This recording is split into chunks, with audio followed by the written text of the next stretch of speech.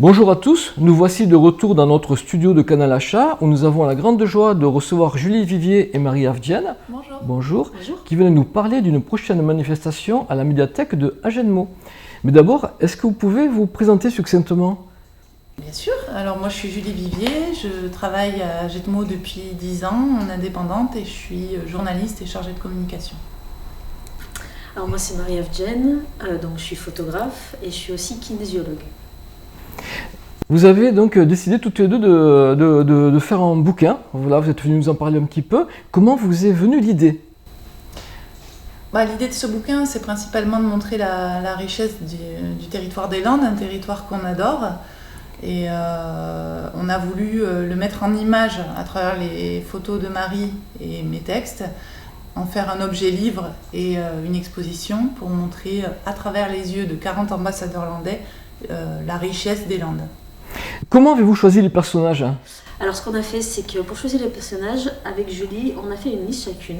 On a mis donc les invités en commun et après s'en est suivi quelques discussions pour ceux qu'on n'avait pas en commun. Et au fil du livre, certains invités nous ont été conseillés par d'autres invités et ces invités-là nous ont aussi mis en contact avec certains invités. Et le contact avec les premiers invités, enfin les premiers personnages, vous avez été bien accueillis, le projet est bien passé ?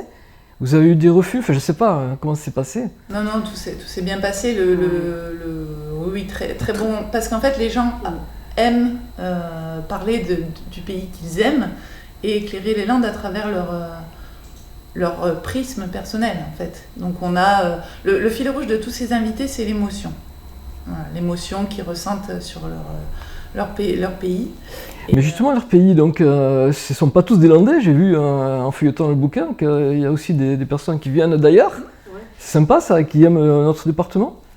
Certains, oui, sont des Landais d'adoption, mais oui. Le point commun vraiment de tous ces invités, qu'ils soient natifs ou d'adoption, c'est vraiment l'amour qu'ils ont pour ce territoire. Un territoire merveilleux, c'est un petit paradis. Hein.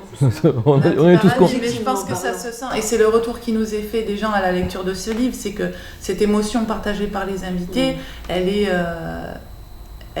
ressentie par les lecteurs, parce que ça leur parle, évidemment. Donc, je sais pas, l'émotion d'un Bruno Solo quand il va à Saint-Justin, l'émotion de Régisson quand il parle de la fête, l'émotion d'une Caroline Larbert quand elle parle de sa quadrilla, de la bouche à l'ossaise, l'émotion des Clusot quand ils parlent de Eyre-Mon Cube, de Marie-Laure Lafargue, enfin il y en a plein du territoire qui, voilà, c'est...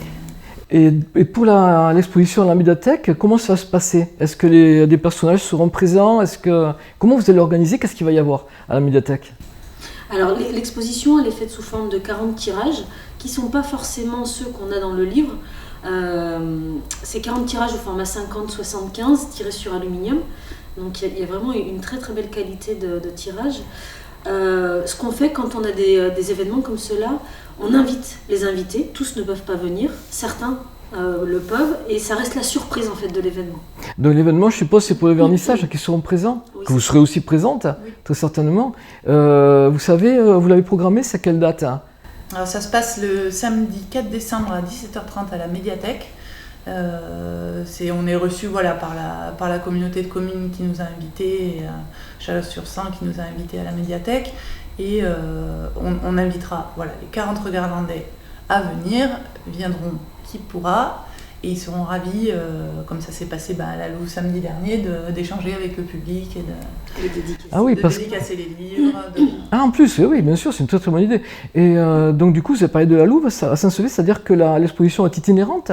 Tout à fait, l'exposition est actuellement jusqu'à fin novembre. Après, on arrive enfin à Agenmo, puis c'est une date qui nous tient à cœur parce que c'est le plus important. C'est le plus important. Non, c'est une date qui nous tient à cœur. D'ailleurs, Agenmo est un peu surreprésenté dans le livre par rapport à l'ensemble des Landes, mais bon, on a le droit, on fait ce qu'on veut. Et ensuite, on a des rendez-vous en 2022, donc l'exposition d'Agenmo reste jusqu'au 3 janvier. C'est ça, début janvier. Et ensuite, il est prévu qu'on aille ailleurs sur la Dour, qu'on aille aussi en Haute-Lande, qu'on aille sur la côte. Voilà, ça va continuer au moins sur tout 2022. Le tome 2, avec 40 autres invités, vous avez déjà commencé à travailler ? Tome 2, c'est pas sûr. En tout cas, une déclinaison de 40 quelque chose landais, c'est pas impossible. Très bien. Donc, est-ce qu'on pourra rappeler la date et le lieu du coup de l'exposition ? Vas-y. Donc le samedi 4 décembre à 17h30 à la médiathèque d'Agetto. Et certainement poursuite de la soirée avec un apéro à la Concha. Très bien, nous serons présents. Avec plaisir. Avec plaisir. Merci.